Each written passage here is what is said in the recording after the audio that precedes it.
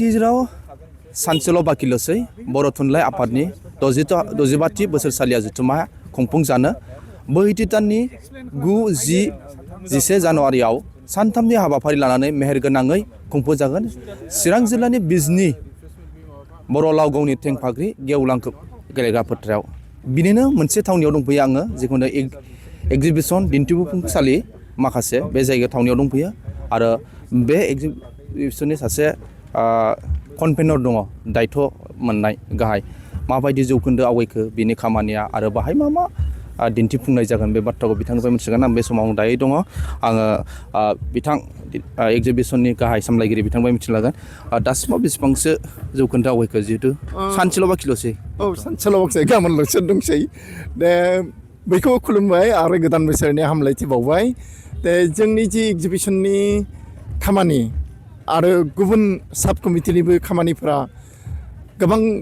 बारबा 90% बारा जाबाय आरो बे जि आद्रा दङ बेखौ गाबोन सानसेयाव गासैयाव फुरा खालामगोन। जोङो बेहाय जोंनि दिन्थिफुंसालियाव बायदि बायदि गभर्नमेन्ट डिपार्टमेन्टखौ मोन्दों जों बिथांमोनखौ हांख्रायनानै लाबोदों जेरै टुरिजमनि दङ आरो भेटेनारि दङ सेरिकालचार दङ आरो इडुकेसननिबो दङ बेनिफ्राय एग्रिकालचार दङ फिसारि दङ बिथांमोनहा मोजाङै दिन्थिगोन आरो दा बिथांमोना सब माबाफोरखौ लाहार फाहारखौ खालायजोब्बाय। प्राइभेट दखानफ्रा मोनबेसे फैदों जे प्राइभेट दखानाथ'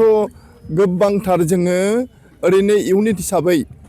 जे एबसुनि माबाखौ गारनानै जे 500 इउनिट्स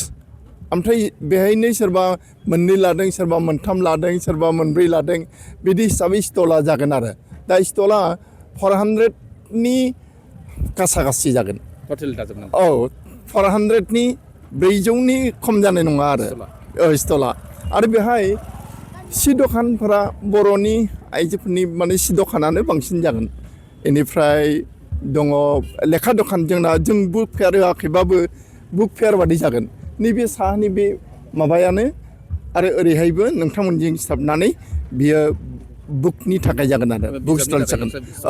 बे बिजाबनि थाखाय स्टलफोर जागोन आरो स्टलफोरा दासिम बिजाबा रिकुइजिसन होनाया 34 जाबाय औ बेनिफ्राय आरसिनि थाबाय आरो माबानि जोंनि बर' साहित्य सभानि सेन्ट्रेलनि बे थाबाय बे आरो नोंथांमोननि बे जिखुनु एग्जिबिसन दिन्थिफुंनायाव हारिमुनि बिथिङाव मा बाव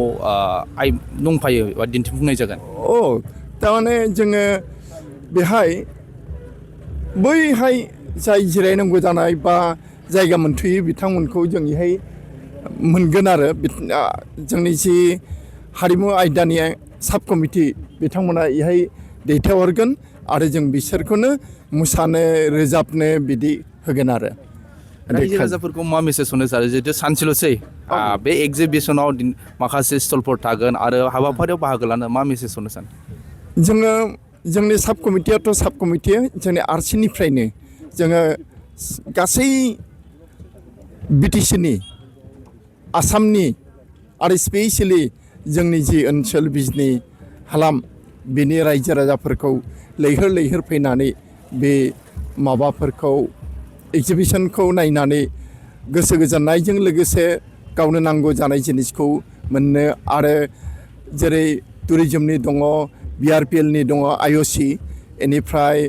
माबा एग्रिकालचारनि दङ फिसारिनि दङ बिथांमोननिफ्राय आरो माबानिफ्राय गुवाहाटी बड' एस'सियेसन दङ बिथांमोना फैगोन काउन्सिलिं होगोन एबसुआबो काउन्सिलिं खालामगोन माखासे एग्रिकालचाराबो काउन्सिलिं खालामगोन आरो दा बे रायजोफोरा फैनानै बे जोंनि आबादारि सासे जोंनि बिजनी ओनसोलनि पद्मश्री बान्था मोननाय सर्बेश्वर बसुमतारी बिथांनिफ्राय गोबां माने आबाद मावनायनि आदबफोरखौ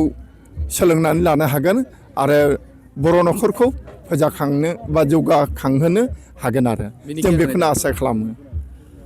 बिथां एग्जिबिसननि गाहाय सामलायगिरि बिथाङा फोरमायबाय खमावबो बे एग्जिबिसनाव 400नि बारा स्टलफोरा बाव दङ आरो बाव माखासे बर'नि दोरोङारि माखासे दिन्थिफुंनाय जागोन आरो लोगोसेनो बर' साहित्य सभाजों सोमोन्दो थानाय लेखा बिजाब बर'नि लेखाफोरखौबो मोननो हागोन आरो बेल' नङा आरो थुनलाइ आफादजों सोमोन्दो थानाय गोबां लेखा बिजाबखौ बे एग्जिबिसननि सिङाव मोननो हानाय जागोन। फै नोंथांमोनहा 9, 10, 11 जानुवारियाव बर' थुनलाइ आफादनि 65थि बोसोरसालिया जथुम्मायाव चिरांनिफ्राय निजोम दैमारि बड'लेण्ड।